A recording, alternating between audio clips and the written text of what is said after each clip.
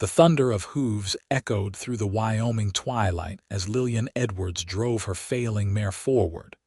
Every breath from the poor beast a ragged gasp that tore at her heart. But she had no choice except to push onward, because the men following her would show no mercy. Behind her, somewhere in the gathering dusk, 3 riders hunted her with the patience of wolves, and she knew they would not stop until they found her and dragged her back to the life she had escaped just 2 days prior. Her fingers ached from gripping the reins. Her dress was torn in a dozen places from brambles and branches, and dried blood crusted a cut above her eyebrow where her uncle had struck her when she had dared to refuse his plans for her future. The mare stumbled again, nearly throwing Lillian from the saddle, and she whispered an apology to the exhausted animal even as desperation clawed at her chest because she could see lights in the distance now, flickering like stars fallen to earth, and she knew it had to be a ranch or homestead of some kind. The mare gave one final surge of effort, carrying Lillian close enough to make out the shape of a sturdy ranch house with warm light glowing from its windows before the poor creature's legs buckled entirely. Lillian managed to kick free of the stirrups and roll as she fell, her body screaming in protest as she hit the hard ground. She lay there for a moment, gasping, listening to the mare's labored breathing slow and then stop entirely. Tears burned her eyes, but she had no time for grief or guilt. The sound of distant riders reached her ears, still far but not far enough, and she scrambled to her feet and ran toward the house with every ounce of strength she had left. Her fist connected with the heavy wooden door in frantic, desperate blows that echoed through the stillness of the October evening. She pounded again and again, glancing over her shoulder into the darkness that seemed to press closer with each passing second. Her breath came in harsh sobs and her vision blurred with exhaustion and fear. She raised her fist to knock once more when the door swung open so suddenly she nearly fell forward into the broad chest of the man standing there. He was tall, well over 6 feet, with dark hair that fell across his forehead and eyes the color of storm clouds. His face was weathered from years under the sun, lined with experiences that made him look older than his 32 years. But his expression showed only surprise and concern as he steadied her with strong hands on her shoulders. He wore a simple work shirt with the sleeves rolled up, revealing forearms corded with muscle, and there was flour dusted across his chest as though she had interrupted him in the middle of preparing a meal. "Please," Lillian gasped, her voice breaking. "Please help me. They are coming. My uncle sent men to bring me back, and I cannot go back. I cannot. They will force me to marry that awful man, and I would rather die than submit to that fate." The man's gray eyes swept over her, taking in her disheveled state, the fear written plainly across her face and the genuine terror in her voice. He did not hesitate. In one smooth motion, he pulled her inside and closed the door behind her, throwing the heavy bolt into place. "How many men?" His voice was deep and calm, the kind of steady tone that made her feel like perhaps she might survive this night after all. "3," she managed, leaning against the wall because her legs felt like they might give out at any moment. "Maybe more by now. I have been running for 2 days. They want to take me back to Cheyenne." He nodded once, then moved to the window and peered out into the darkness. "I do not see anyone yet. You said your horse gave out." "She died," Lillian whispered, fresh tears spilling down her cheeks. "Right outside. She gave everything to get me here." Something flickered in his expression, a shadow of old pain, but he simply nodded. "Stay away from the windows. I am going to put out most of these lights." He moved through the room with quiet efficiency, extinguishing lamps until only a single candle remained burning on the table. Then he went to a gun cabinet and pulled out a rifle, checking it with the practiced ease of someone who knew weapons well. "What is your name?" Lillian Edwards. She wrapped her arms around herself, suddenly aware of how cold she was despite the warmth of the house. "I am sorry for bringing trouble to your door. I did not know where else to go." "Nathan Jennings," he replied, still watching the darkness through a gap in the curtains. "And you did the right thing. No woman should be forced into marriage against her will." He glanced at her then, his gray eyes intense. "How old are you, Miss Edwards?" 23, she said. "Old enough to make my own decisions, or so I thought until my parents died 6 months ago and my uncle became my legal guardian despite my age. He claims he has the right to determine my future until I am married." Bitterness crept into her voice. "He has sold me like livestock to a man twice my age in exchange for business connections in Cheyenne." Nathan's jaw tightened. The law can be a cruel thing when it is wielded by cruel men. He was quiet for a moment, still watching. "I do not see any sign of riders yet. It is possible they lost your trail in the dark."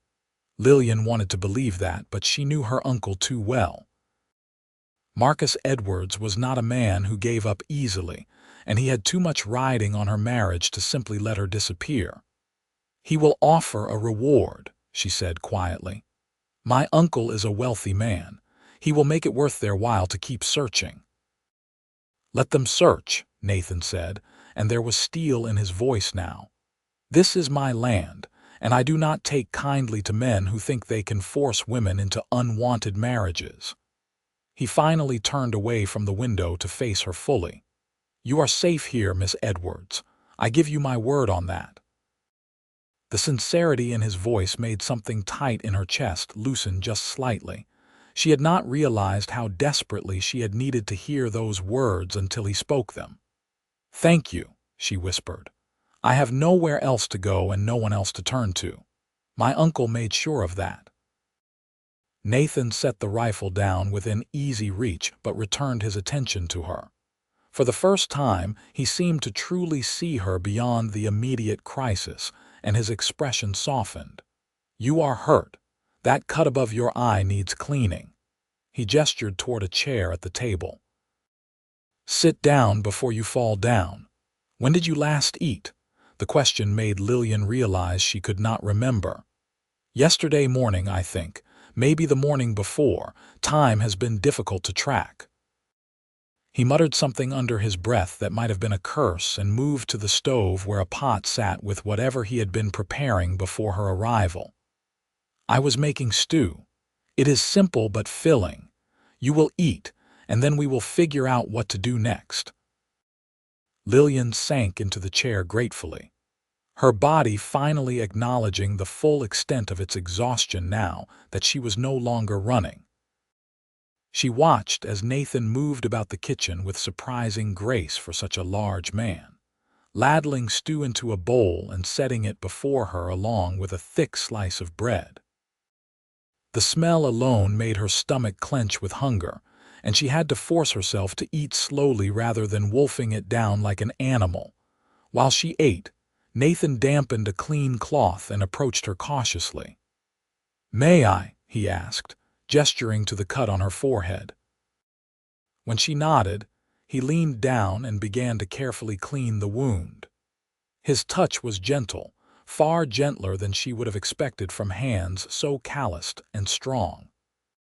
She found herself studying his face this close, noting the lines around his eyes that spoke of years spent squinting into the sun, the slight crook in his nose that suggested it had been broken at least once, and the way his mouth was set in a line of concentration as he worked.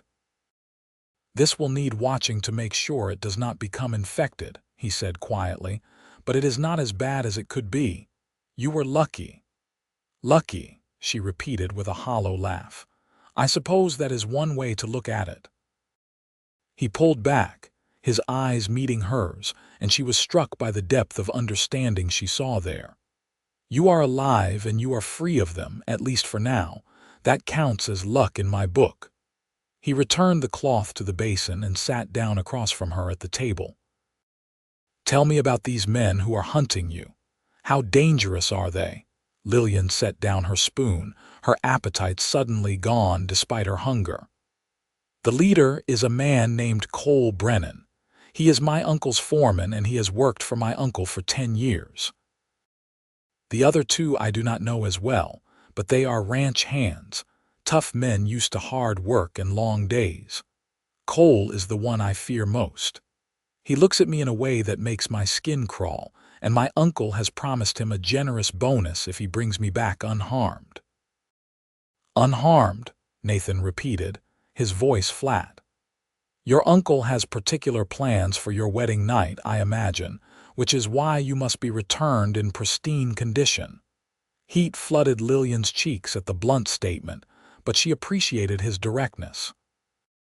Too many people danced around such truths with euphemisms and polite evasions. Yes, that is exactly why. My uncle needs this marriage alliance intact, and any hint of impropriety would ruin his carefully laid plans. Nathan was quiet for a long moment, his gray eyes thoughtful. How far did you say Cheyenne is from here? About 40 miles, I think. I headed west as fast as I could, trying to put distance between myself and my uncle's reach. She wrapped her hands around the bowl of stew, seeking warmth. This ranch, where are we exactly? About 15 miles southeast of a small town called Riverside. We are still in Wyoming, closer to the Nebraska border than to Cheyenne. He stood and moved to the window again, checking the darkness beyond. This ranch has been in my family for 8 years now, since I was 24 and decided to make something of the land my father left me. I run cattle mostly with a few horses. It is not a large operation, but it is mine. There was pride in his voice when he spoke of the ranch, and Lillian found herself curious about this solitary man who lived out here alone. You have no family, no wife or children. Something shuddered in his expression. I had a wife once. She died 4 years ago in childbirth, along with our son. The words were delivered in a flat tone that spoke of old pain buried deep. Since then, it has just been me and the land. I am sorry, Lillian said softly, meaning it. That must have been terribly hard. It was a long time ago, he replied, though she could hear the lie in his voice. 4 years was not so long when it came to that kind of loss. He changed the subject abruptly. You should finish eating and then get some rest. You look like you are about to collapse, and you will need your strength for whatever comes next. She wanted to argue, to insist she was fine, but exhaustion was pulling at her like a physical weight. Where should I sleep? I do not want to impose more than I already have. There is a spare room down the hall. It was meant to be a nursery, but... He trailed off, then cleared his throat.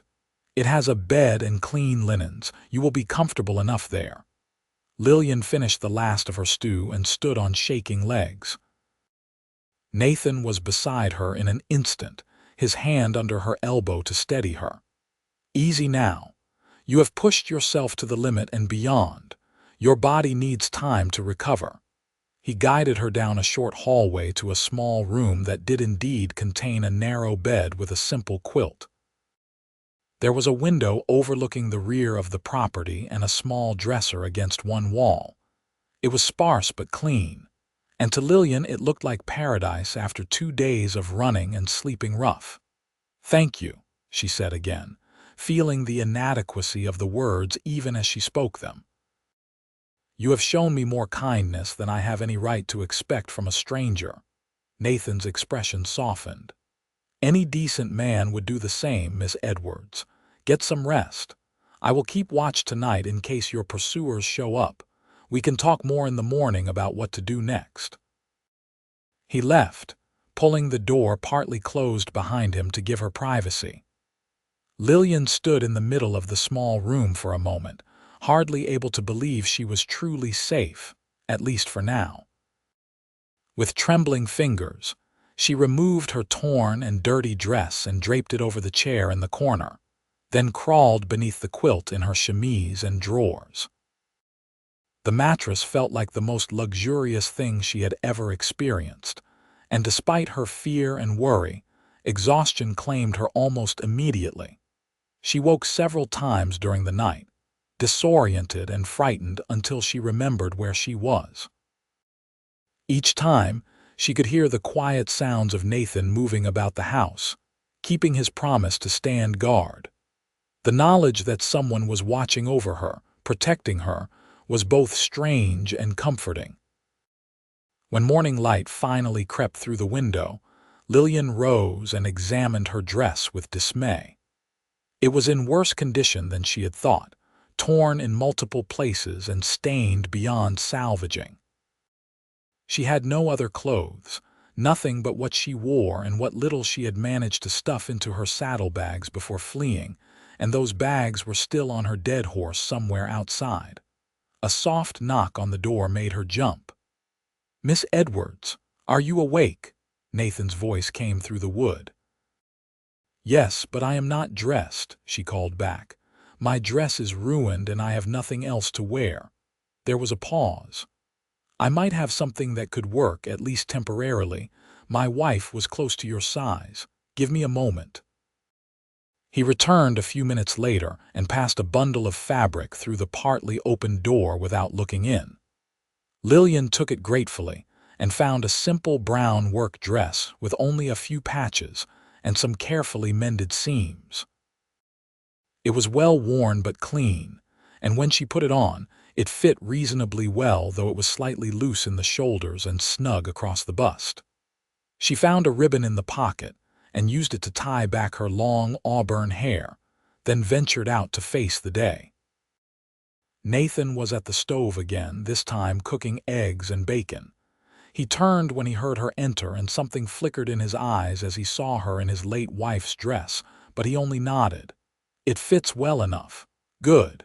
He gestured to the table. "Breakfast is almost ready. Did you sleep?" "Better than I have in months," Lillian admitted, taking a seat. "Thank you for keeping watch. Did you see any sign of them?" "No. Either they lost your trail or they are being cautious about approaching during daylight." He set a plate before her, loaded with more food than she could possibly eat. "I buried your horse this morning before dawn. She was a good mare, gave you everything she had." Tears stung Lillian's eyes again. "She was my mother's horse, one of the few things I took with me when I left." Nathan sat down across from her with his own plate. "Your saddlebags are on the chair there. I brought them in this morning. Thought you might want your things."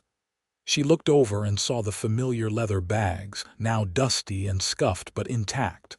"Thank you. I do not have much, but what I have is precious to me." They ate in comfortable silence for a few minutes before Nathan spoke again. "I have been thinking about your situation.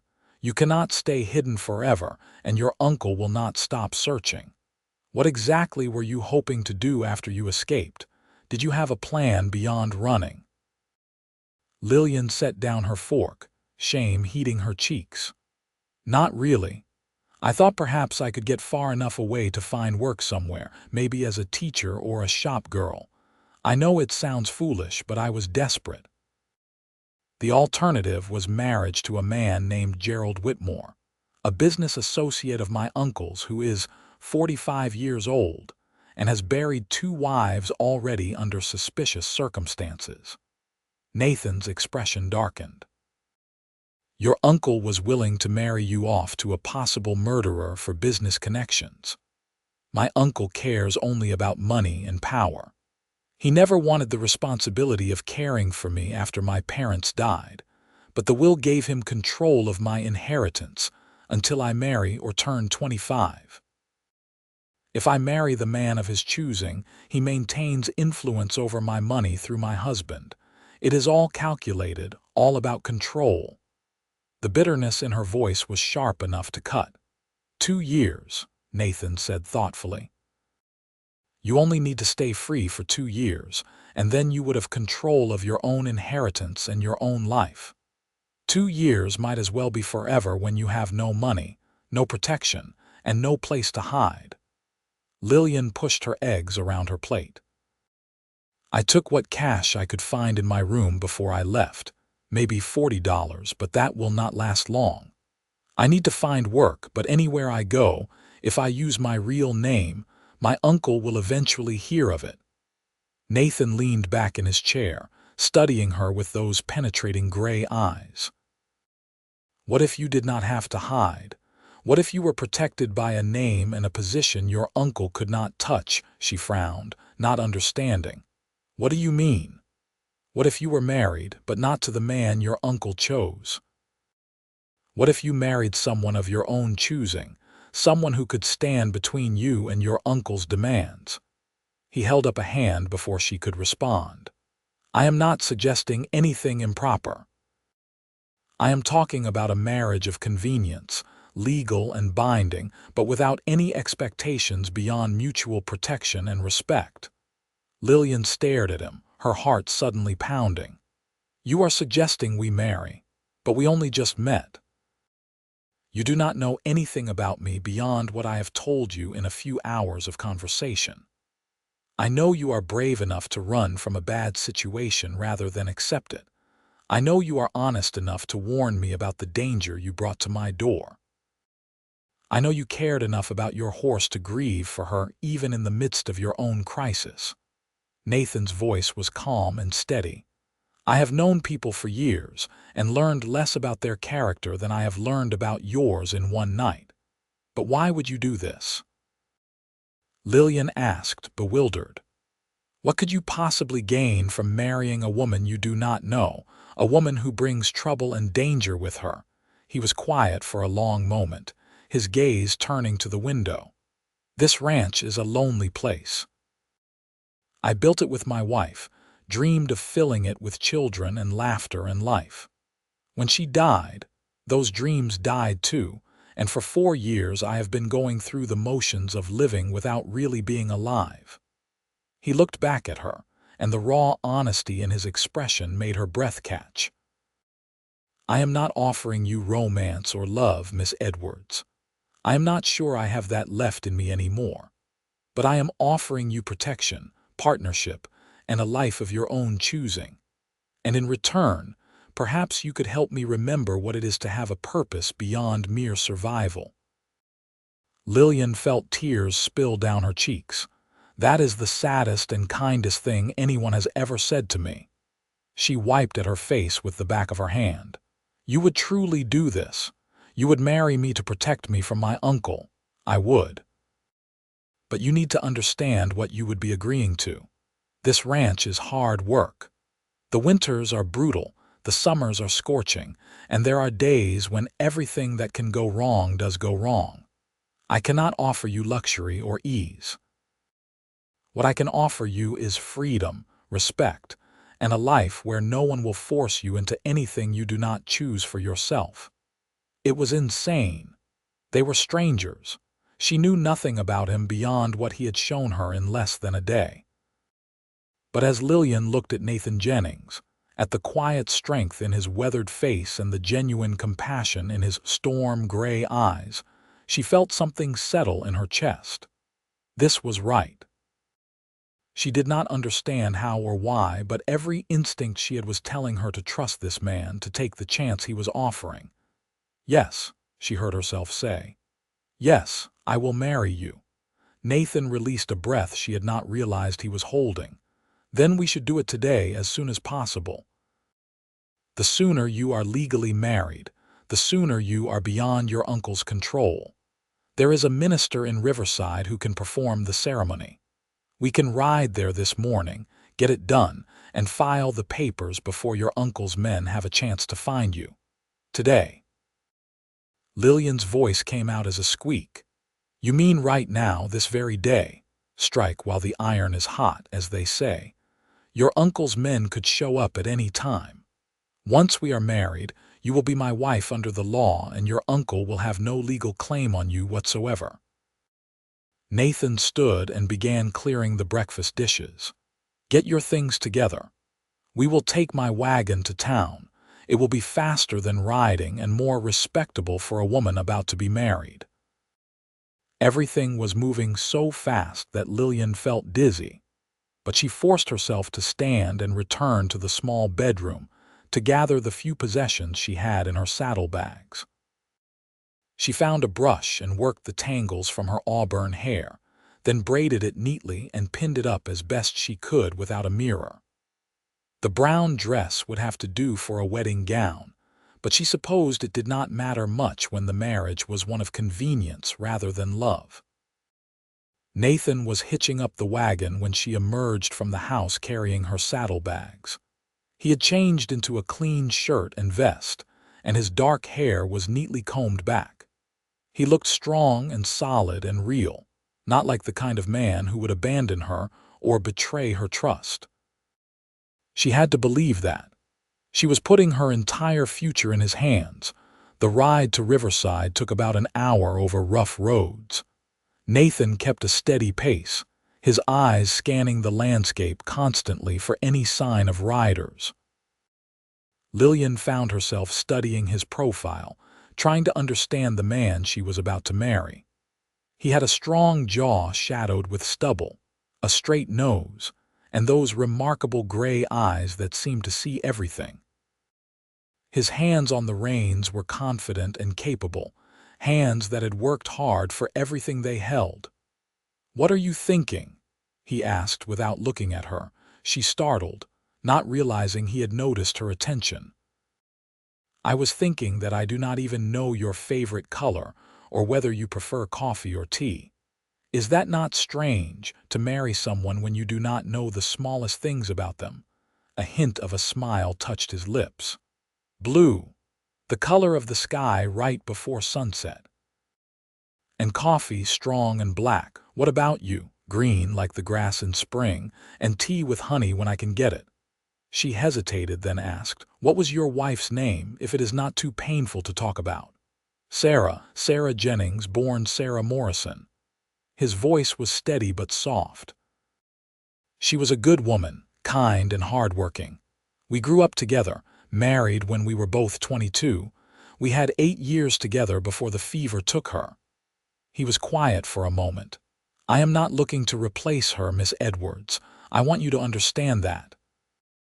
What I am offering you is something different, something born of practical need rather than romantic feeling." "I understand," Lillian said, and she did. She was not foolish enough to expect love from this arrangement. Safety and respect would be more than enough. "And please call me Lillian.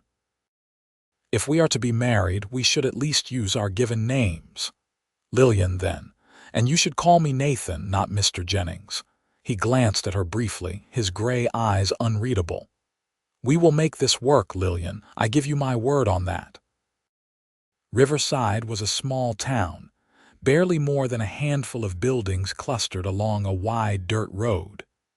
There was a general store, a saloon, a church with a white steeple, and a few other structures that might have been homes or businesses.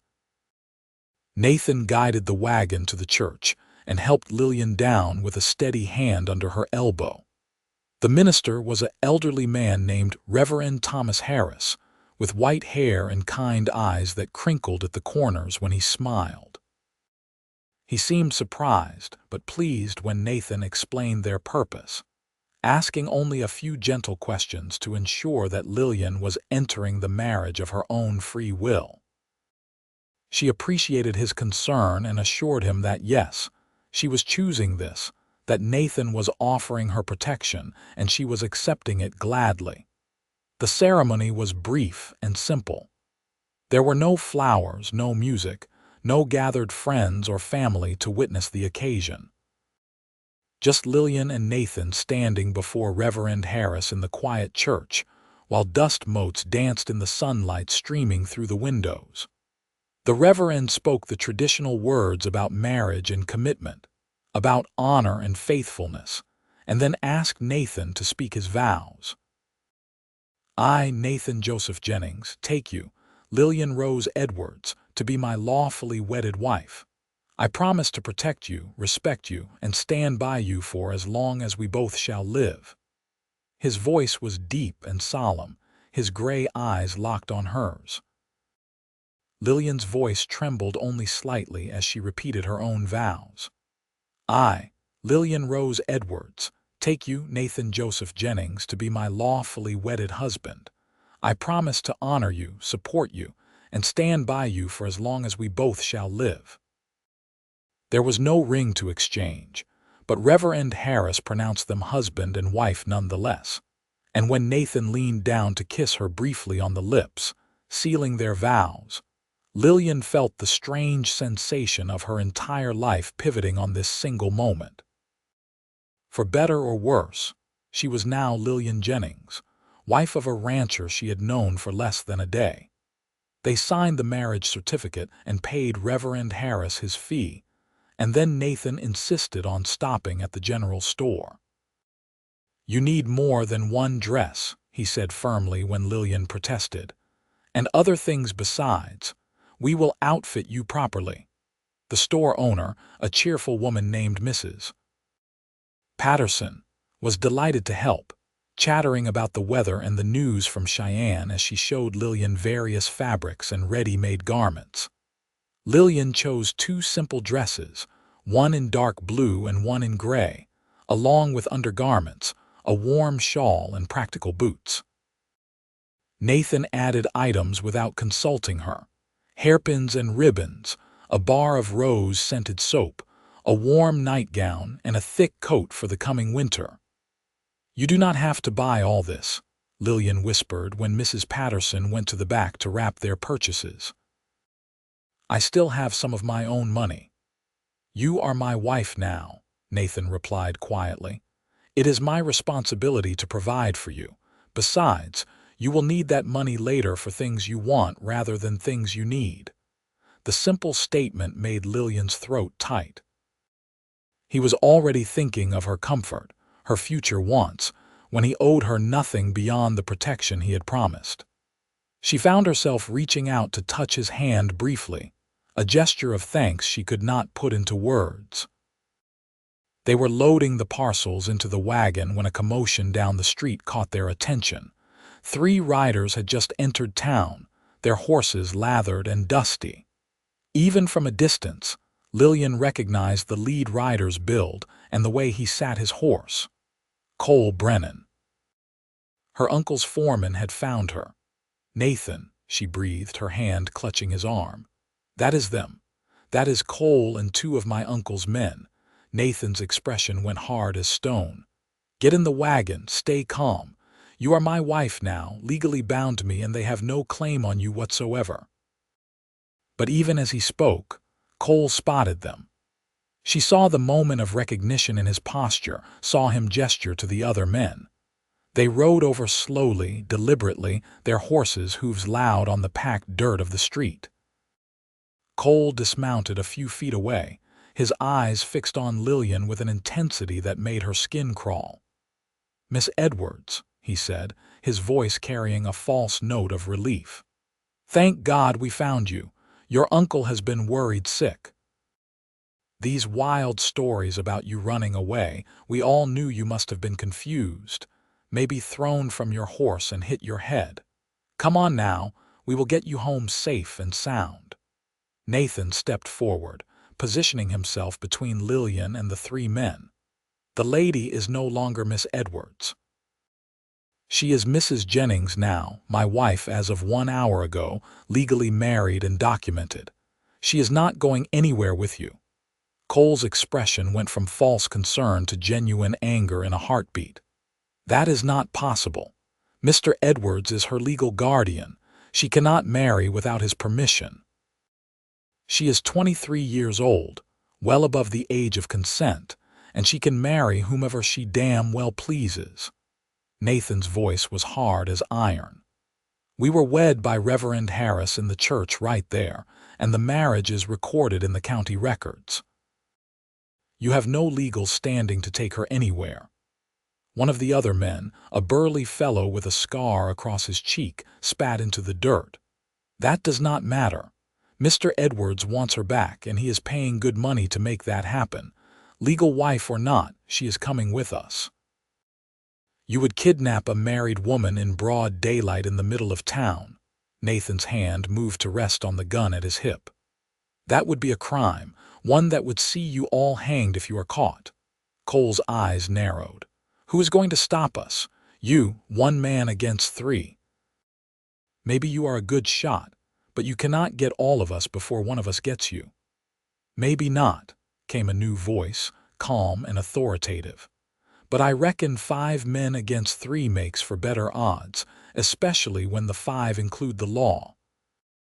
A man wearing a sheriff's star had walked up during the confrontation, flanked by 4 other men who all had their hands resting on their weapons. The sheriff was an older man with a white mustache and sharp blue eyes that missed nothing. I am Sheriff William Crawford. Now, somebody want to tell me what is going on here? Nathan spoke quickly, laying out the facts in clear, concise terms. Lillian had run from a forced marriage, had come to his ranch seeking help, and they had chosen to marry to protect her from being dragged back to her uncle against her will. The marriage was legal and properly documented, and Cole and his men had just threatened violence to kidnap her despite her married status. Cole tried to argue, spinning a story about Lillian being mentally unwell and needing to return to her guardian's care, but Sheriff Crawford cut him off. The lady looks perfectly sound of mind to me, and if she is legally married, then her husband is the only guardian she needs. He turned to Lillian. Madam, is everything this man said true? Did you marry him of your own free will? Yes, sir, Lillian said, forcing her voice to remain steady. I fled from Cheyenne to escape a marriage my uncle was forcing upon me. Nathan offered me protection through marriage, and I accepted gladly. I have no wish to return to my uncle's house. The sheriff nodded. That settles it then. You boys need to mount up and head back to Cheyenne. The lady has made her choice, and it is legal and binding. If her uncle has complaints, he can take them up with a judge, but I suspect he will find the law is not on his side in this matter. Cole looked like he wanted to argue further, but the presence of the sheriff and his men made that a losing proposition. He turned his glare on Lillian, and the cold fury in his eyes made her step closer to Nathan instinctively. Mr. Edwards is not going to like this, not one bit. You are making a mistake, girl, a mistake you will regret. The only mistake I would have made was staying, Lillian replied, finding courage she did not know she possessed. Tell my uncle I am beyond his reach now, and he should forget I exist. Cole mounted his horse with jerky, angry movements. We will see about that. The Edwards family has a long reach, longer than you know. He wheeled his horse around and rode out of town with the other 2 men following, their departure marked by a cloud of dust and the echo of hoofbeats. Sheriff Crawford watched them go, then turned back to Nathan and Lillian. Those boys are going to cause trouble. That kind always does. You might want to watch your back for a while, at least until Miss Edwards's uncle realizes he has lost this particular fight. I will, Sheriff. And thank you for your intervention. Things could have gotten ugly without your presence. Nathan shook the sheriff's hand firmly.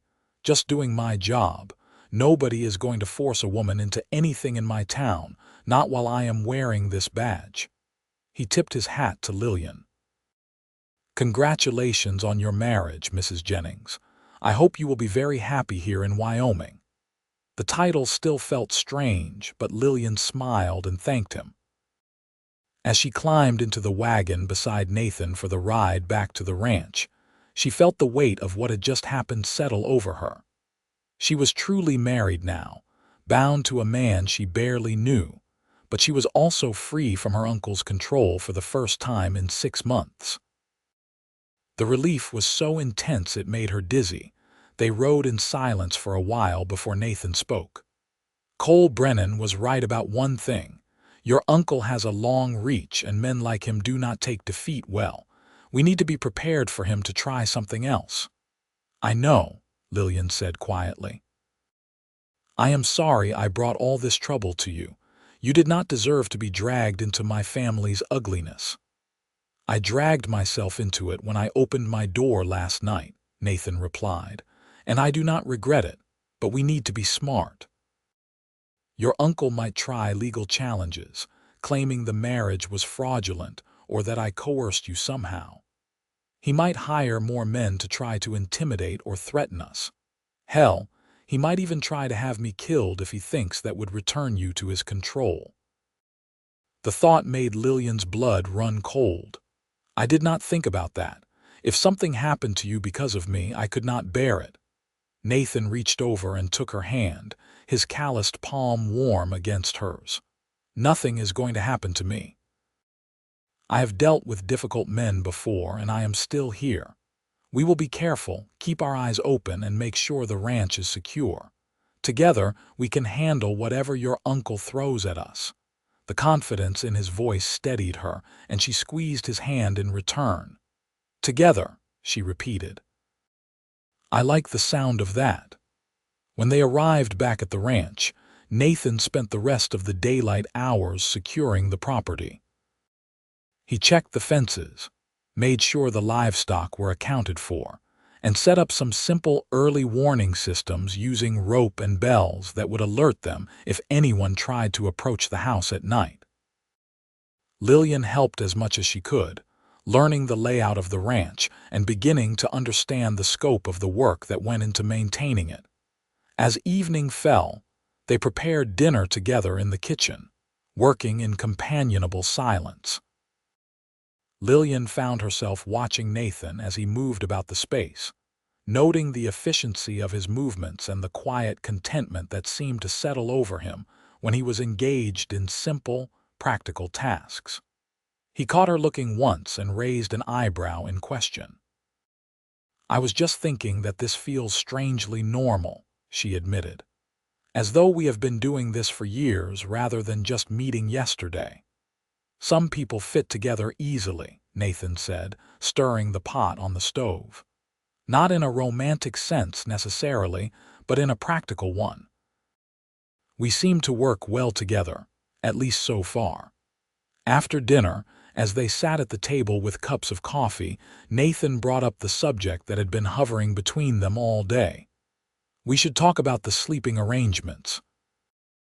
I want you to know that I meant what I said about this being a marriage of convenience. I have no expectations of you beyond companionship and partnership. You can keep the small bedroom for yourself, and I will continue to use the main bedroom as I have been. Lillian felt heat rise in her cheeks but appreciated his directness. Thank you. I confess I was worried about how to bring that up. You have been nothing but honorable, and I did not want to seem ungrateful or presumptuous. There is nothing to be grateful for. Any decent man would offer the same. He studied his coffee cup for a moment before continuing. That said, people in town will expect us to act like a normal married couple. They will assume we share a bed and all that entails. We need to be mindful of appearances, at least when we are in public. I understand. We should behave as husband and wife when others can see us to avoid questions or suspicions that might get back to my uncle. Lillian wrapped her hands around her own cup, seeking warmth. How shall we manage that? We will figure it out as we go. A touch here, a look there, the kind of small intimacies that married couples share without thinking. It should not be too difficult to fake for the occasional trip to town. He paused. Unless the thought of touching me is repellent to you. No, Lillian said quickly, perhaps too quickly. No, it is not repellent at all. You are, that is to say, I find you. She trailed off, flustered by her inability to articulate her thoughts without sounding foolish. Nathan's expression softened into something that might have been amusement. I will take that as a compliment. And for what it is worth, I do not find the prospect of touching you unpleasant either. You are a beautiful woman, Lillian, and I would be lying if I said I had not noticed. The simple compliment made her heart flutter in a way she had not expected. She was not used to men speaking to her with such straightforward honesty, without games or manipulation. Thank you, she managed. That is kind of you to say. It is not kindness, just truth. He stood and began clearing the dishes. "You should get some rest. Today has been eventful, to say the least, and tomorrow will be a full day of work. I rise early, usually before dawn, but you should sleep as long as you need." Lillian helped him with the dishes, then retreated to the small bedroom that was now hers. She changed into the new nightgown Nathan had bought her, a practical flannel garment that was warm and comfortable if not particularly pretty. As she lay in bed, listening to the sounds of Nathan moving about the house before he too retired for the night, she found herself thinking about the strange turn her life had taken in just 2 days. She had fled from one marriage and run straight into another, but the difference between the two was like night and day. With Nathan, she felt safe and respected, treated as a partner rather than a possession. There was no love between them, not yet and perhaps not ever, but there was honesty and mutual consideration, and that was worth more than she had realized. The next weeks fell into a pattern that was both strange and comforting. Lillian rose each morning to find Nathan already working, and she threw herself into learning the rhythms of ranch life. She had been raised as a lady, taught to sew and paint and manage a household of servants, but she discovered an unexpected satisfaction in honest physical labor. She learned to tend the kitchen garden, to feed the chickens and collect eggs, to help with the mending and preserving, and 100 other tasks that kept the ranch running. Nathan was a patient teacher, showing her how to do things without making her feel foolish for not already knowing. He explained how to read the sky for coming weather, how to tell if a cow was sick, how to manage the smoker for preserving meat. In turn, Lillian brought her own skills to the partnership. She reorganized the kitchen for better efficiency, taught Nathan how to make bread that did not turn into rocks, and began planning for a larger garden come spring. They talked as they worked, sharing stories about their lives in careful increments. Lillian learned that Nathan had grown up on a small farm in Missouri, that he had come west seeking opportunity after his parents died, that he loved the freedom and challenge of ranching despite its hardships. Nathan learned that Lillian had been close to her parents before their deaths in a carriage accident, that she had always loved books and learning, that her uncle had been a stranger who became her jailer almost overnight. There were moments of unexpected connection. Once, while working together to repair a fence, their hands touched as they both reached for the same tool, and the jolt of awareness that passed between them was impossible to ignore. Another time, Lillian laughed at something Nathan said, and he stopped mid-sentence just to listen to the sound, a strange expression on his face that she could not quite interpret. The physical proximity of their living arrangement created its own kind of intimacy. They saw each other at their worst, tired and sweaty and covered in dirt, and at their best, clean and rested and sharing a meal. They developed small routines, like Nathan always pouring Lillian's tea in the morning and Lillian always making sure his shirts were mended. They learned to read each other's moods, to know when to speak and when silence was better. About 3 weeks after their marriage, a letter arrived from Cheyenne. Nathan brought it to Lillian where she was working in the garden, and she recognized her uncle's sharp handwriting immediately. Her hands shook as she opened it. The letter was brief and venomous. Marcus Edwards wrote that he knew she had married in some desperate attempt to escape her responsibilities, but the marriage would not stand. He had consulted with lawyers and was prepared to challenge the validity of the union on the grounds that Lillian had not been of sound mind when she agreed to it. He expected her to return to Cheyenne immediately to face the consequences of her actions, and if she refused, he would take steps to force her compliance.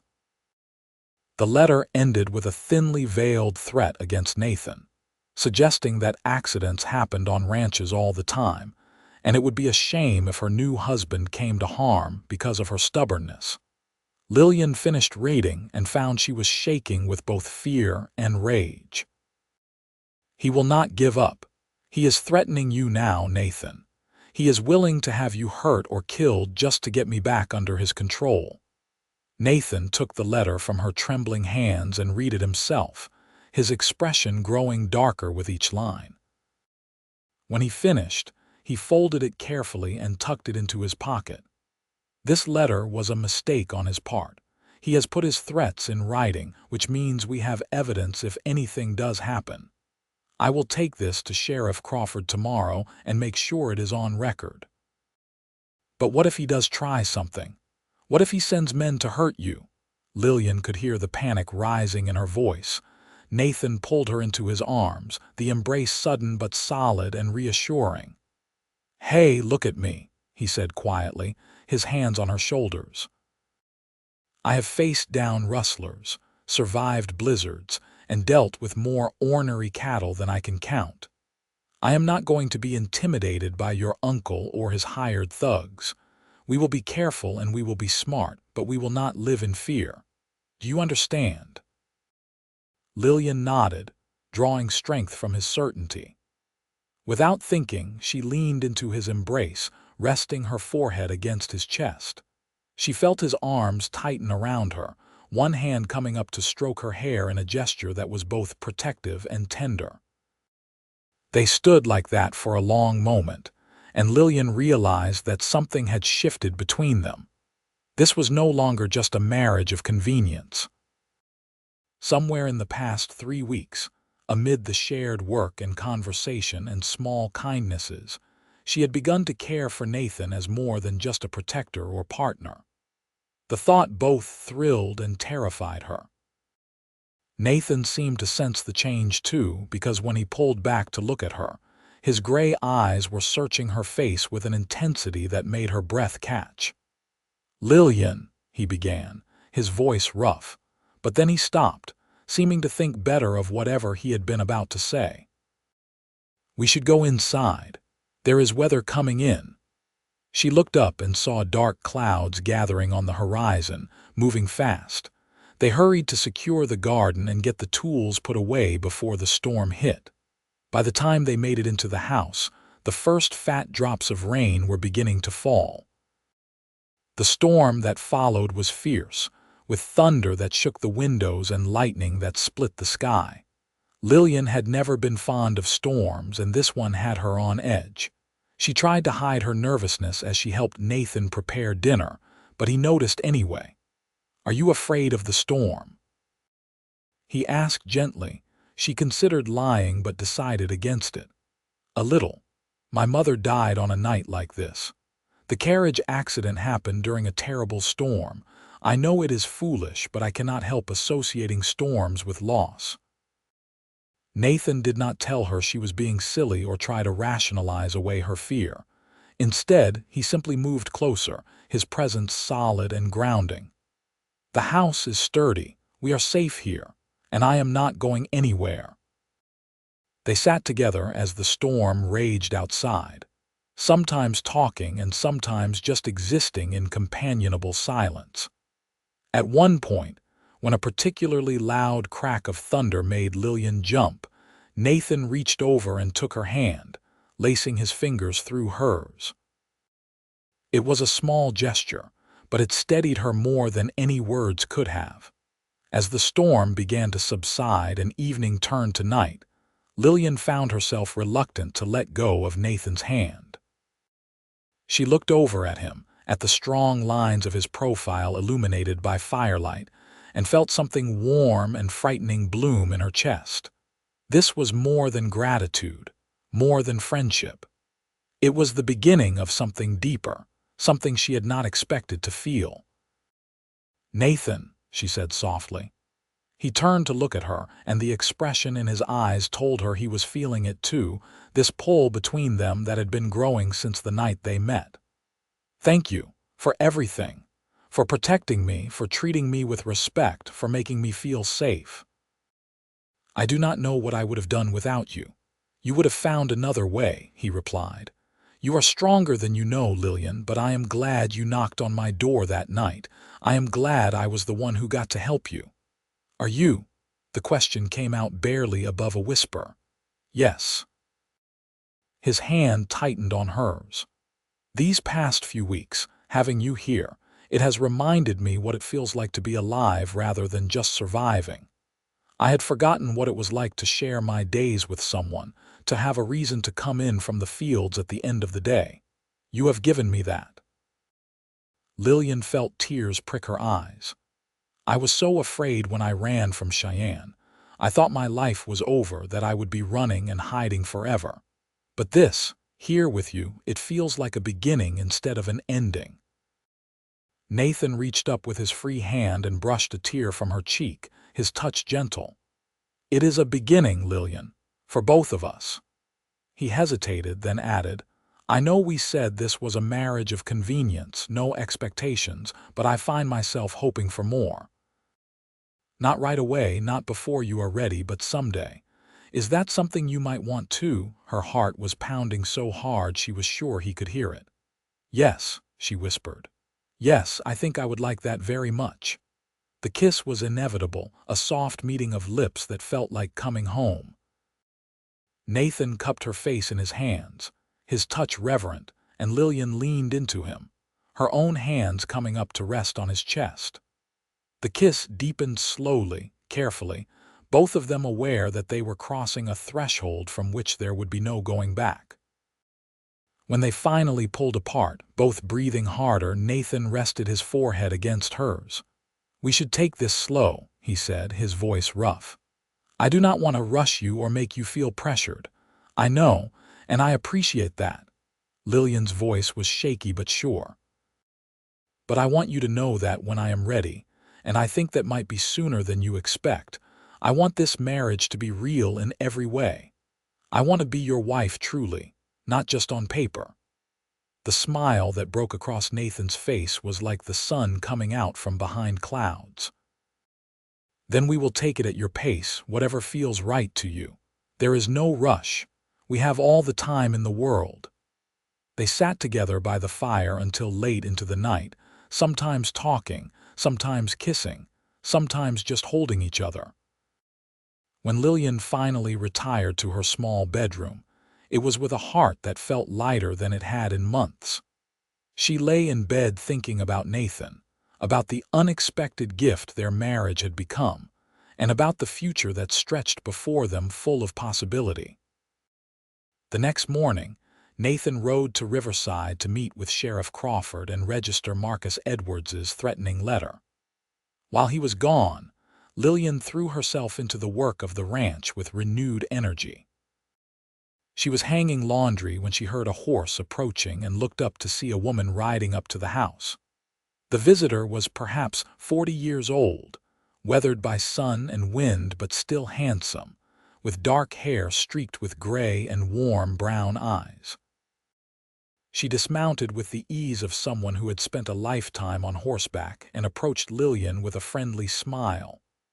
You must be the new Mrs. Jennings, the woman said, extending her hand. I am Margaret Patterson from town. My husband runs the general store. I thought it was high time I came out to welcome you properly to the area. Lillian shook her hand, grateful for the kindness. That is very thoughtful of you. Please come inside. I just made tea. Over tea and the fresh bread Lillian had baked that morning, Margaret proved to be excellent company. She was warm and funny, with a sharp wit and a genuine interest in Lillian's welfare.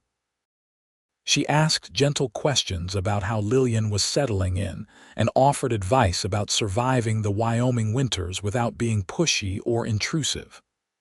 I heard about the trouble in town a few weeks back, Margaret said eventually, her tone careful. Those men who were looking for you. I want you to know that most folks around here, we respect a woman's right to choose her own path.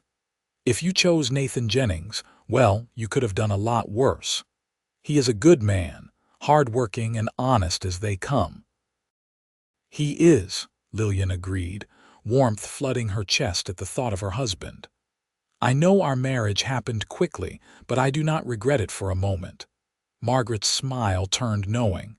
"Love does not always follow a timetable. Sometimes it hits fast and hard, and the smart thing to do is grab hold and not let go." She patted Lillian's hand. "You are going to do just fine out here, my dear, I can tell. And if you ever need anything, advice or help or just a friendly ear, you come find me in town. We women have to look out for each other." After Margaret left, Lillian felt buoyed by the encounter. It was good to know she had a friend nearby, someone she could turn to if needed. The isolation of ranch life was not as daunting when she knew there were people who cared just a short ride away. When Nathan returned from town, he brought news both good and troubling. Sheriff Crawford took the letter and made an official record of the threats. He said if anything happens to either of us, your uncle will be the first person they investigate. But he also said he heard rumors that Marcus Edwards is hiring a lawyer to challenge our marriage. The sheriff thinks Edwards will try to claim you were coerced or that I manipulated you when you were vulnerable. Lillian felt anger flare hot in her chest. That is ridiculous.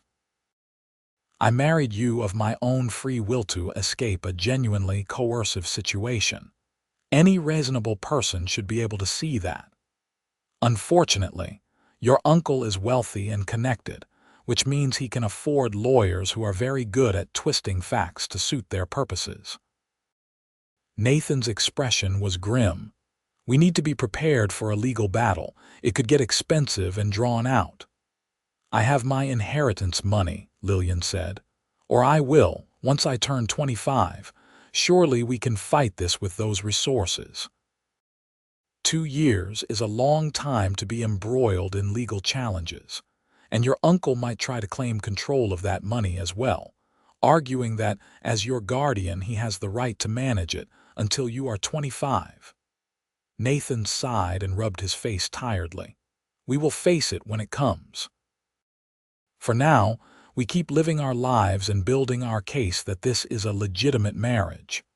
Over the following weeks, they did exactly that. They worked the ranch together, attended church services in Riverside as a couple, and slowly became part of the community. People seemed to accept their marriage without much question, and Lillian began to feel like she belonged in this rough but honest frontier life. Her relationship with Nathan continued to deepen. They shared more kisses, more embraces, more moments of genuine connection. Nathan was endlessly patient, never pushing her for more than she was ready to give, and his restraint only made Lillian more certain of her feelings for him. One evening, about 2 months after their marriage, Lillian came to a decision. She waited until after dinner when they were sitting together by the fire as had become their habit, and then she took Nathan's hand in both of hers. "I have been thinking," she began, her heart pounding, "about us, about this marriage. And I want you to know that I am ready for it to be real in every way. I want to be your true wife, Nathan. Not because I feel obligated or because it is expected, but because I have fallen in love with you and I want to share everything with you." Nathan's gray eyes went wide with surprise and something that looked like hope. "Are you sure? I do not want you to feel rushed or pressured in any way." "I am more sure of this than I have been of anything in my life," Lillian said firmly. "I love you, Nathan Jennings. You are kind and strong and patient, and you have given me a home and a life I never dreamed I could have. I want to give you everything I have in return." "Lillian," he breathed, and then he was kissing her with a passion that stole her breath, his arms wrapping around her and pulling her close. When he pulled back, his eyes were bright with emotion. "I love you too. I think I started falling for you the moment you knocked on my door, desperate and brave and fierce. You have brought light back into my life, reminded me what it means to hope and dream again. I do not deserve you, but I am grateful every day that you are mine." That night, for the first time, Lillian did not retire to the small bedroom. Instead, she followed Nathan to the main bedroom, her hand in his, her heart full of love and anticipation. He was gentle and patient, treating her with reverence as they learned each other's bodies, and when they finally came together as husband and wife in truth, it felt like the final piece of a puzzle sliding into place. Afterward, as they lay tangled together in the darkness, Lillian felt tears of happiness slide down her cheeks. "I never thought I could be this happy," she whispered. "When I was running from my uncle, I thought the best I could hope for was survival. But this, what we have, it is so much more than I ever dreamed." Nathan kissed her forehead, his arms tightening around her. "We will build a good life together, Lillian. Whatever challenges come, we will face them as partners. I promise you that." The challenges came sooner than they expected. A month later, a messenger arrived from Cheyenne with legal papers. Marcus Edwards was indeed challenging the marriage, claiming that Lillian had been mentally incompetent when she agreed to marry Nathan, and that Nathan had taken advantage of her vulnerable state. The case would be heard by a judge in 6 weeks. "He is trying to have our marriage annulled," Lillian said, staring at the papers with disbelief. "He wants to drag me back to Cheyenne and marry me off to Gerald Whitmore as though the past 3 months never happened." "That is not going to happen," Nathan said fiercely. "We will fight this with everything we have. I will hire the best lawyer I can afford, and we will prove that you were of sound mind and that this marriage is legitimate and genuine." They found a lawyer in Riverside, a sharp young man named Andrew Foster who specialized in family law. He listened to their story with growing interest and then laid out their strategy. "We need to prove that Mrs. Jennings was competent and acting of her own free will when she married you. We will need witnesses who can testify to her state of mind, evidence that she was fleeing a genuinely coercive situation, and demonstration that this has become a real marriage in every sense." "What kind of demonstration?" Lillian asked. Andrew Foster looked slightly uncomfortable. "The court will want evidence that the marriage has been consummated, that you are living together as husband and wife. It may seem intrusive, but it is necessary to counter claims that this is merely a legal fiction." Lillian felt her cheeks heat but nodded. "We can provide that evidence. This is a real marriage. We love each other." They spent the next weeks preparing for the hearing, gathering statements from Reverend Harris, who had married them, from Sheriff Crawford, who had witnessed the confrontation with Cole Brennan, and from Margaret Patterson and others in town who could testify to their relationship. They also had Lillian write a detailed account of her uncle's treatment and the circumstances that led to her flight from Cheyenne. The night before they were to leave for Cheyenne and the hearing, Lillian could not sleep. She lay in Nathan's arms, anxiety churning in her stomach. "What if we lose? What if the judge rules in my uncle's favor? Then we will appeal, and if that fails, we will find another way." Nathan stroked her hair soothingly. "I am not letting you go, Lillian. Not now, not ever. You are my wife, and I will fight for you with everything I have. I know. And I love you for it." She tilted her face up to kiss him softly. "No matter what happens tomorrow, I want you to know that these past few months with you have been the happiest of my life. You saved me, Nathan, in every way a person can be saved." "You saved me too," he whispered back. "I was just going through the motions before you came along. You gave me a reason to really live again." The hearing took place in a courthouse in Cheyenne on a cold November morning. Lillian's uncle was there with his expensive lawyers, looking smug and confident. Gerald Whitmore sat beside him, a florid man with cold eyes who stared at Lillian with proprietary interest that made her skin crawl. The judge, a stern-faced woman named Judge Helena Morrison, listened to both sides, present their cases. Marcus Edwards's lawyer painted a picture of Lillian as a grief-stricken young woman who had not been in her right mind after her parents' deaths, who had been taken advantage of by an opportunistic rancher looking for a meal ticket. They suggested Nathan had essentially kidnapped and brainwashed her. Andrew Foster countered with the evidence they had gathered, the testimony of respected community members, and Lillian's own written account. He painted a very different picture. A young woman fleeing a forced marriage to a potentially dangerous man, finding help from an honorable rancher who had offered her protection through marriage, and subsequently falling genuinely in love. The most powerful moment came when Judge Morrison asked Lillian to speak for herself. Lillian stood, her hand in Nathan's for support, and addressed the court directly. "Your Honor, I want to make something absolutely clear. When I married Nathan Jennings, I was of sound mind and acting of my own free will. I was fleeing a genuinely terrible situation. My uncle was forcing me to marry a man I did not know, a man who frightened me, for no reason other than his own financial gain. Nathan offered me a way out, yes, but he also offered me respect, kindness, and the freedom to choose my own path. What began as a marriage of convenience has become the greatest blessing of my life.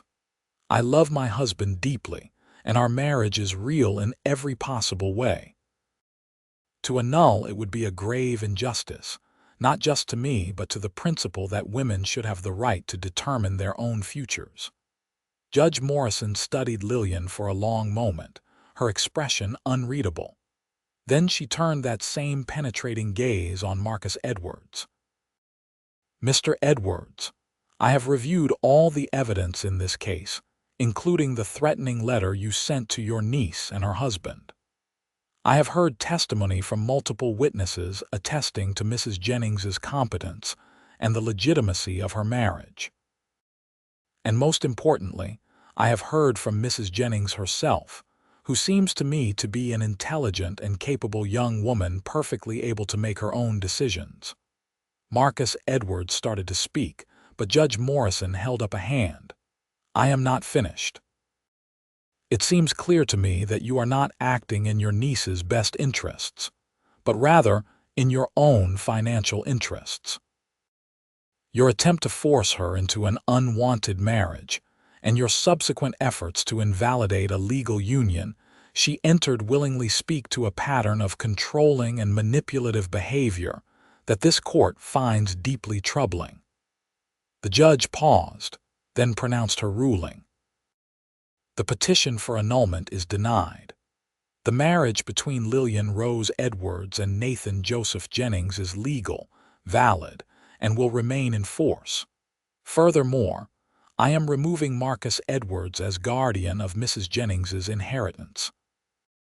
As she is a married woman, control of her property and assets will pass to her husband as is customary, with the stipulation that he must manage them in her best interest until she reaches the age of 25, at which point she will have full independent control.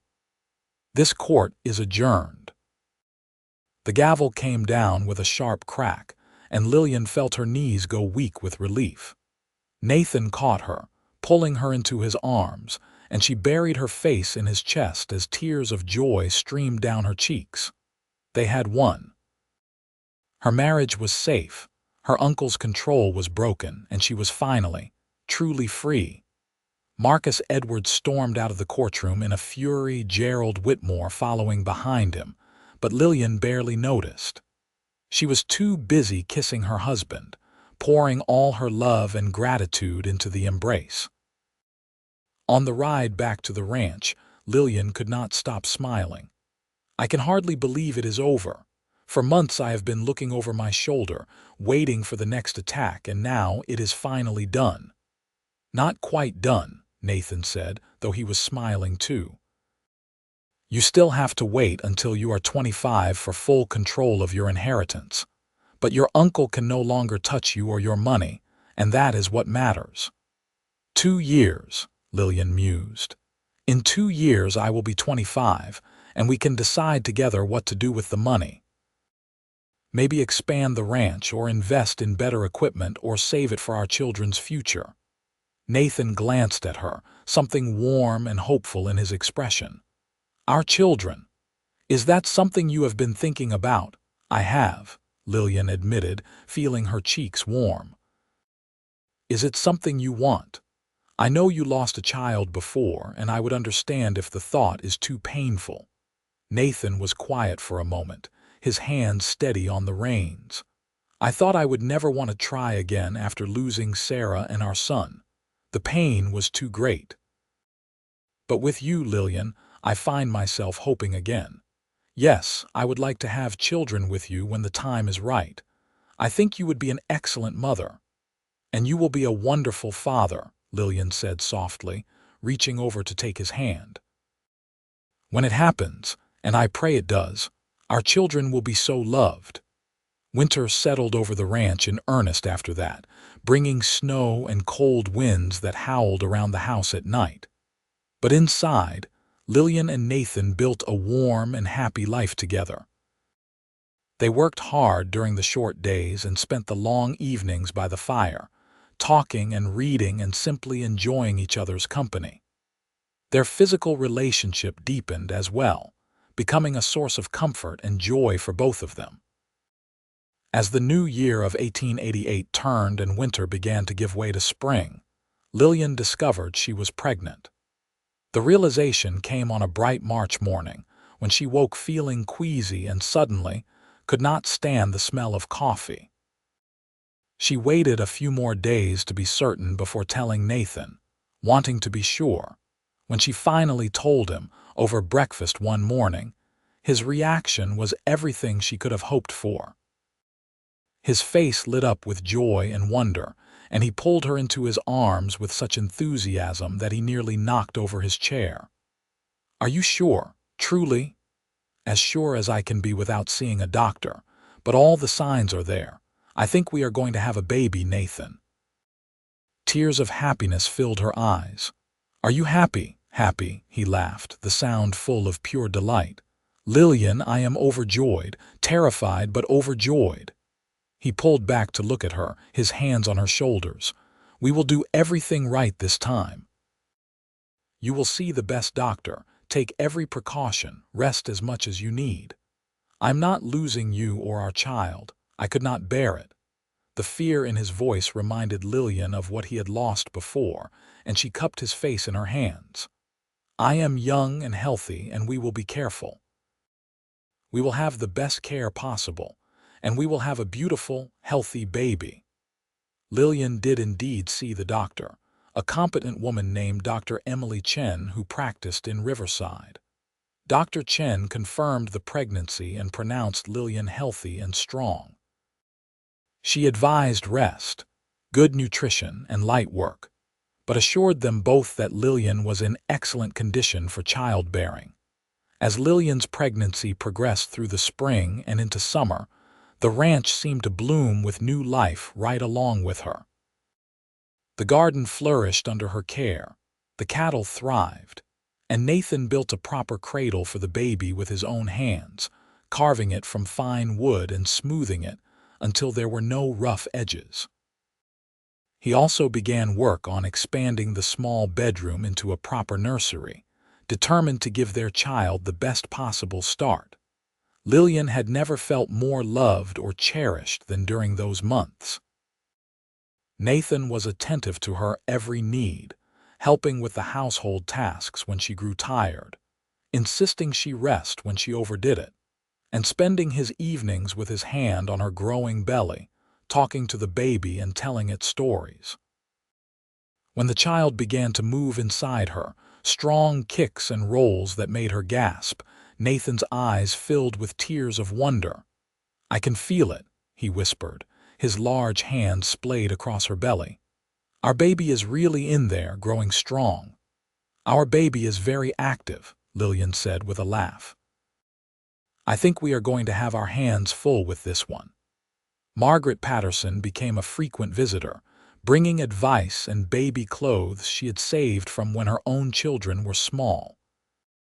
She and Lillian grew close, and Margaret became something of a mentor to Lillian as she prepared for motherhood. Other women from town also reached out, creating a support network that made Lillian feel truly part of the community.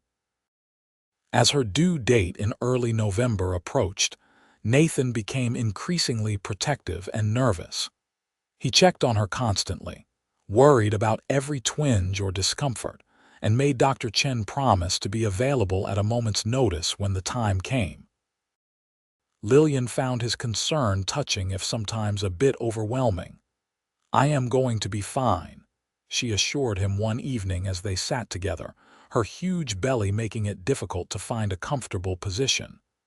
"Women have babies every day, Nathan. It is a natural process. I know. But I cannot help worrying. I have already lost one wife and child. I could not survive losing you." His voice was thick with emotion. Lillian took his face in her hands and kissed him softly. "You are not going to lose me. I am strong, the baby is strong, and we have excellent care. Trust in that, my love. Trust that we are going to be fine." The labor began on a cold November evening, about a week before Lillian's estimated due date. The pain started as a dull ache in her back and gradually intensified until there was no mistaking what was happening. Nathan rode like the wind to fetch Dr. Chen while Lillian focused on breathing through the contractions, drawing on reserves of strength she had not known she possessed. Dr. Chen arrived quickly, calm and efficient, and set up in the bedroom Nathan had prepared. Margaret came too, having insisted she would be there to help. The labor was long and difficult, stretching through the night and into the next day. Nathan stayed close the entire time, holding Lillian's hand, wiping her face with cool cloths, and offering words of encouragement even as she could see the fear in his eyes. Finally, as afternoon light filtered through the windows, Dr. Chen announced it was time to push. Lillian gathered every ounce of strength she had left and bore down, following the doctor's instructions, Nathan's hand gripping her so tightly she thought her bones might break. The pain was immense, overwhelming, but she pushed through it, focused on the prize that waited at the end. And then, after what felt like an eternity but was probably only minutes, there was a sudden release of pressure and the sound of a baby crying, loud and lusty and beautifully alive.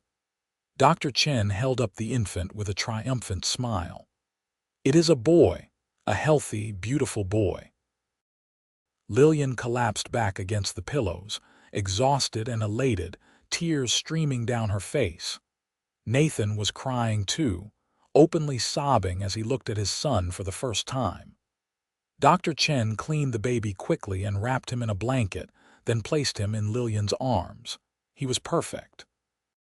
Tiny and red-faced and wailing, but absolutely perfect. He had a shock of dark hair like Nathan and eyes that, while still unfocused, seemed to be the same storm gray shade. Lillian counted his fingers and toes, marveling at the miracle of him while Nathan hovered close, one hand gently stroking the baby's head. "Hello, little one," Lillian whispered. "We are your parents and we love you so very much." "He is beautiful," Nathan said, his voice choked. "He is absolutely perfect, Lillian. You did so well. You were so strong." He leaned down to kiss her forehead, then the baby's. Thank you for this gift." They named him Samuel Nathan Jennings, Samuel after Nathan's father and Nathan for his own. The baby proved to be as strong and determined as his arrival had suggested, nursing well and sleeping in reasonable stretches.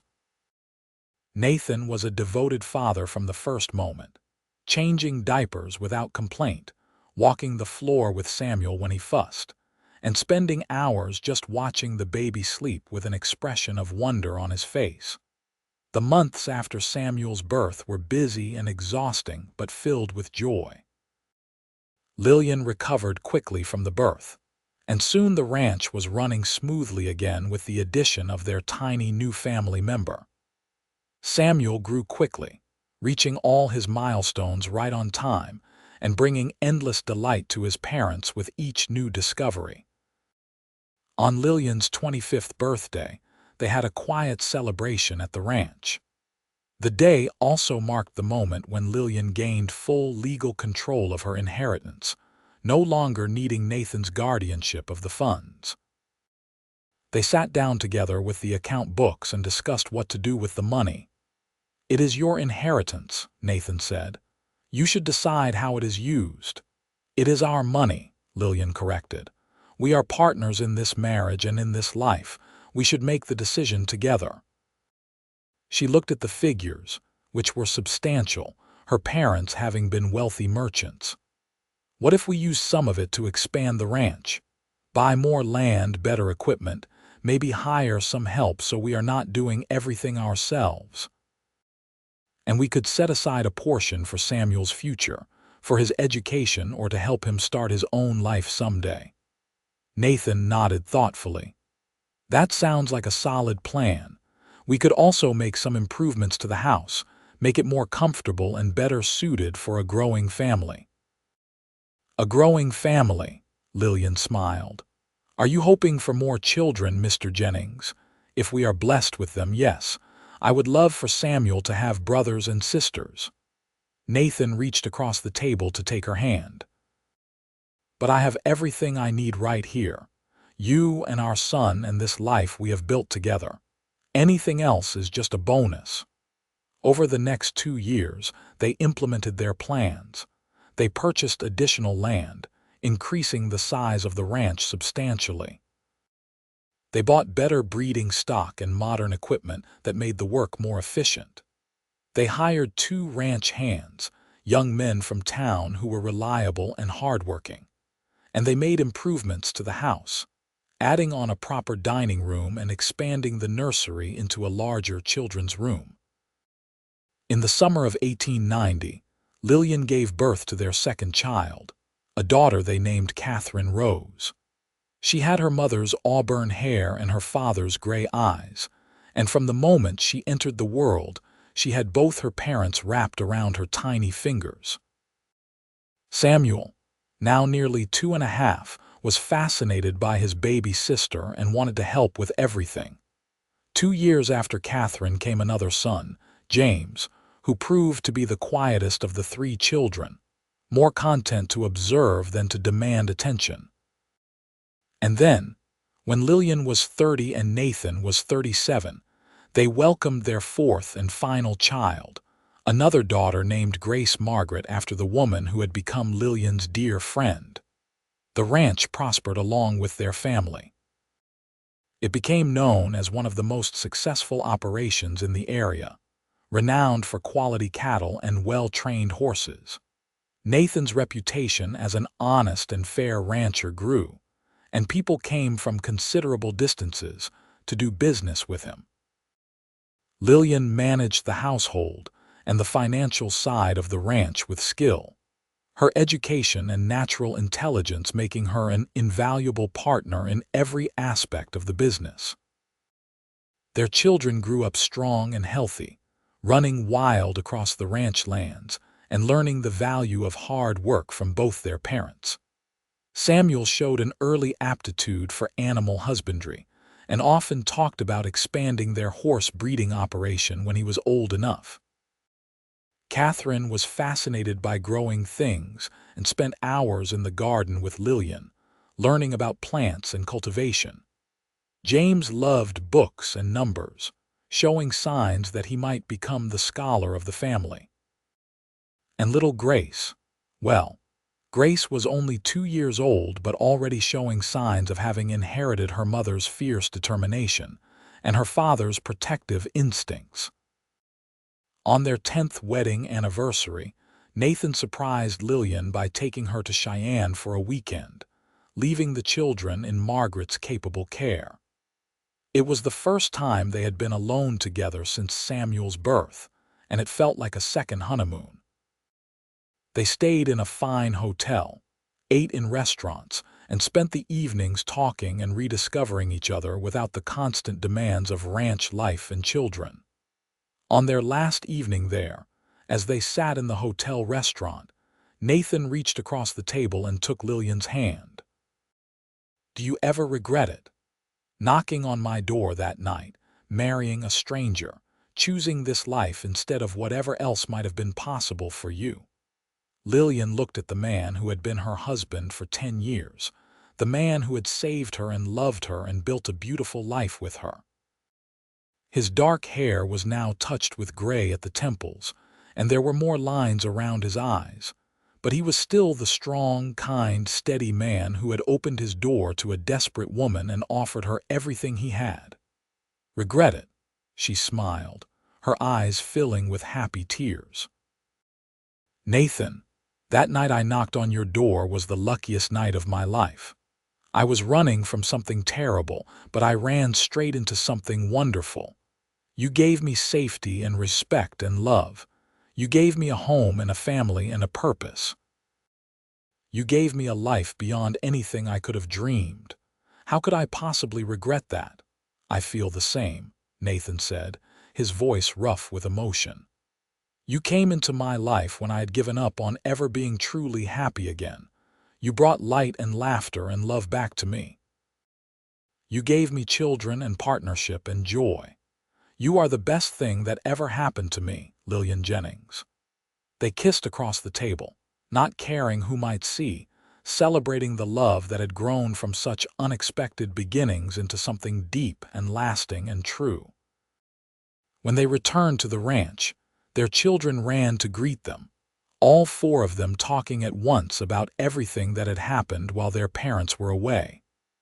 Lillian scooped up Grace while Nathan lifted Catherine, and Samuel and James pressed close, all of them wanting attention.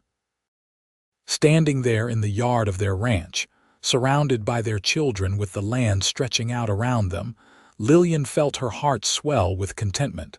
This was home. This was family. This was the life she had found when she knocked desperately on a stranger's door in the darkest moment of her life, and it was more beautiful than any dream she could have imagined. The years continued to pass, bringing challenges and triumphs, sorrows and joys. The ranch continued to prosper. The children grew into capable, kind young adults who made their parents proud. Nathan and Lillian grew older together, their love deepening with each passing year, each shared experience, each obstacle overcome together. They never heard from Marcus Edwards again. Lillian learned through distant connections that he had suffered financial reversals after she escaped his control, his business ventures failing one after another. Gerald Whitmore, the man her uncle had tried to force her to marry, was eventually arrested for the murder of his 3rd wife, confirming Lillian's instincts that he was a dangerous man. She felt no satisfaction in her uncle's downfall, only gratitude that she had escaped in time and found Nathan instead. When Samuel turned 18, he approached his parents with a proposal.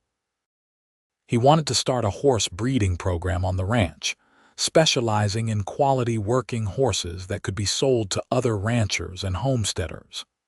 Nathan and Lillian agreed enthusiastically, and Samuel threw himself into the project with passion and dedication. Within a few years, Jennings Ranch was known throughout Wyoming and beyond for producing some of the finest horses in the territory.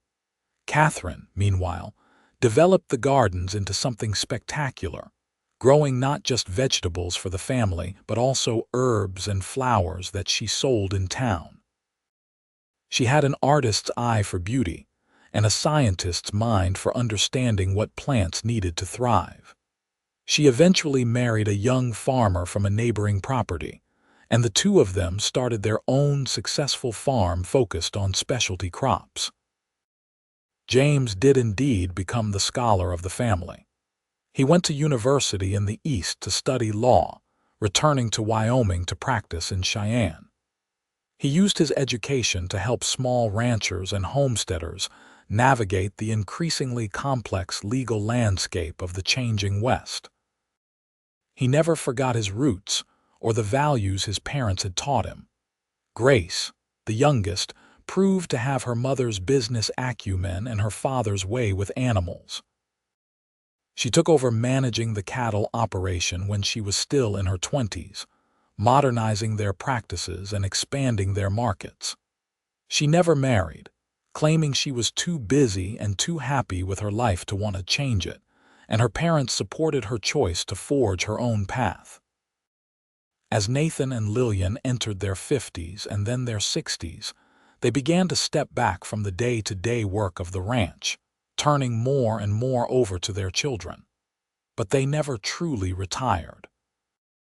Nathan could always be found somewhere on the property, checking on the livestock or mending a fence or simply riding the land he loved. Lillian continued to manage the household and keep the financial records, her mind as sharp as ever even as her body slowed with age. They had been married for 35 years when Nathan fell ill. It started as a cough that would not go away and gradually worsened until he was struggling to breathe. The doctor diagnosed pneumonia and did everything possible, but Nathan was 67 years old and his body could not fight off the infection. Lillian sat by his bedside day and night, holding his hand, talking to him, willing him to stay with her. On a quiet spring evening with Lillian beside him and all 4 of their children gathered in the room, Nathan took his last breath. His final words were for his wife. "Best thing I ever did was open that door," he whispered, his gray eyes finding hers one last time. "Love you, Lillian. Always." "I love you too," she whispered back through her tears. "Thank you for everything. Thank you for saving me, for loving me, for giving me this beautiful life." And then he was gone, the strong, steady man who had been her rock for more than 3 decades, the love of her life, her partner in everything. The grief was crushing, overwhelming, but even in her sorrow Lillian felt gratitude. She had been blessed with 35 years of marriage to an extraordinary man. They had built a life together, raised 4 wonderful children, created a legacy that would continue long after they were both gone. Lillian lived for another 12 years after Nathan's death, surrounded by her children and grandchildren, still sharp and engaged with the world even as her body grew frail. She never remarried, telling anyone who asked that she had already had the great love of her life and needed no other. She spent her final years writing down the story of how she had met Nathan, wanting her grandchildren and their grandchildren to know the truth of how their family had begun, how desperation and courage and an open door had led to a love that changed everything. When Lillian Rose Jennings passed away peacefully in her sleep at the age of 70, surrounded by family in the ranch house she had called home for nearly half a century, she died knowing that her life had been rich and full and meaningful. She had escaped a terrible fate and found instead a beautiful destiny. She had loved and been loved. She had built something lasting. At her funeral, attended by children, grandchildren, great-grandchildren, and friends from all over Wyoming, Samuel stood to speak about his mother. He told the story she had written, of the desperate woman who knocked on a stranger's door one dark October night and found not just shelter but her missing piece. The man who would become her husband and the father of her children, the partner who helped her build a life beyond anything she had dreamed possible. "My parents' marriage began as a practical arrangement," Samuel said, his voice steady but thick with emotion. "But it became one of the greatest love stories I have ever known. They showed all of us what it means to be true partners, to face life's challenges together, to build something meaningful with your own hands and your own heart.